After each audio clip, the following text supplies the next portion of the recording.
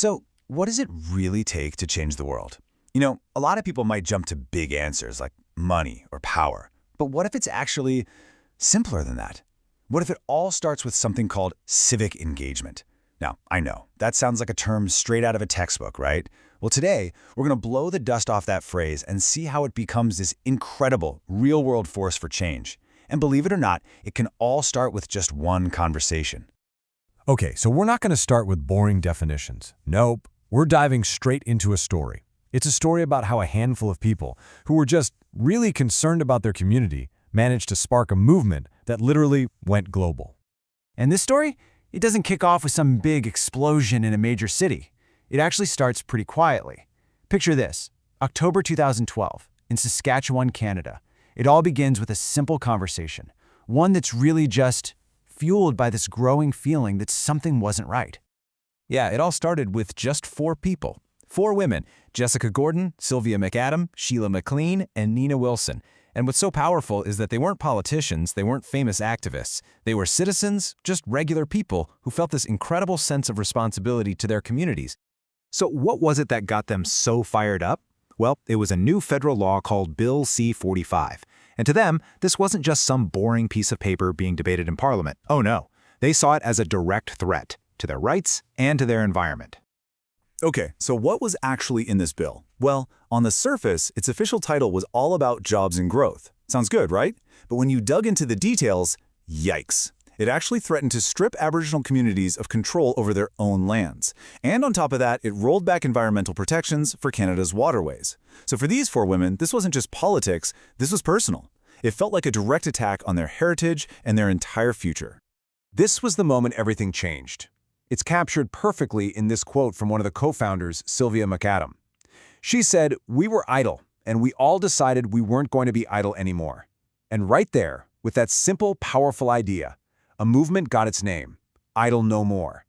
And from there, the growth was just explosive. I mean, what started as an idea shared between 4 people on social media, in just 1 month, it became a national day of action. Rallies were happening all across Canada. And today, Idle No More is a global movement. It is just a stunning example of how one small action can create these massive ripples. So you have to wonder, what fuels a fire like that? Seriously, how does one conversation turn into a worldwide movement? Well, the answer really comes down to one of the most powerful forces there is: community. And let's get clear on what we mean by community, because it's so much more than just living in the same place, right? It's about a group of people who are connected by a shared identity. That could be shared values, a shared history, a shared culture, and this deep feeling of responsibility for one another. It's that we're all in this together vibe. So why is that so important?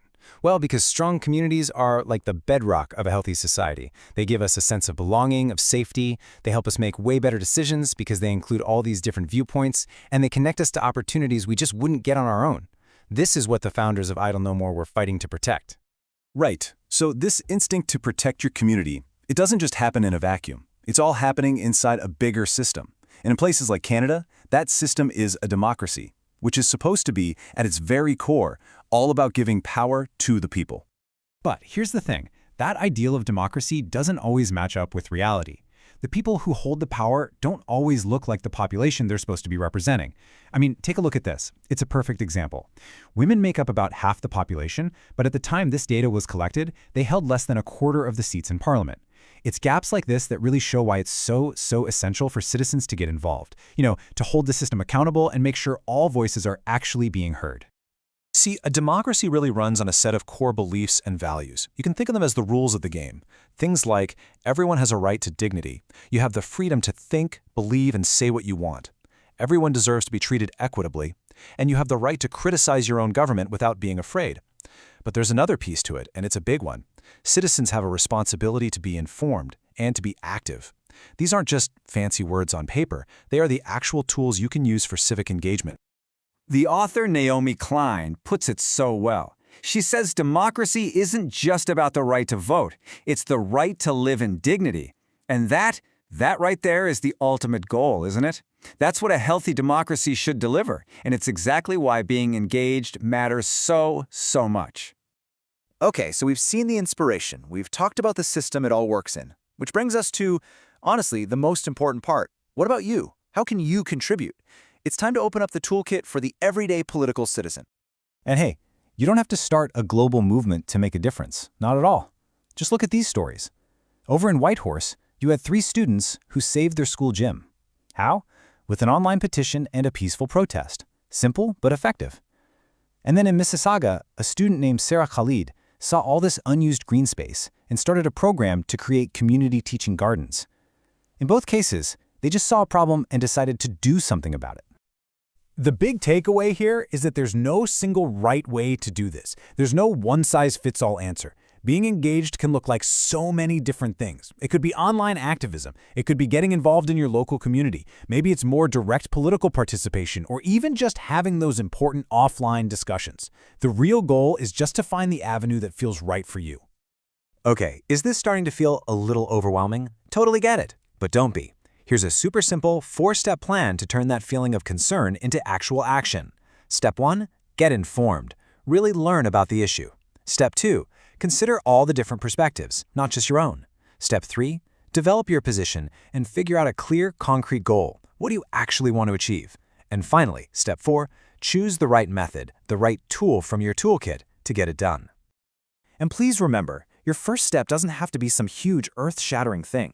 It can be as simple as signing a petition. Or maybe it's about working with others right there in your community on an issue that affects all of you. It could even mean contacting an elected official directly. Using that right you have to make your voice heard by the people in charge. And let's never, ever forget that sometimes the most powerful action of all is the one that kicked off this whole story today, just starting a conversation. So there you have it. We've seen how one single conversation that started from a place of just wanting to protect a community can create these incredible ripples and lead to real, lasting change.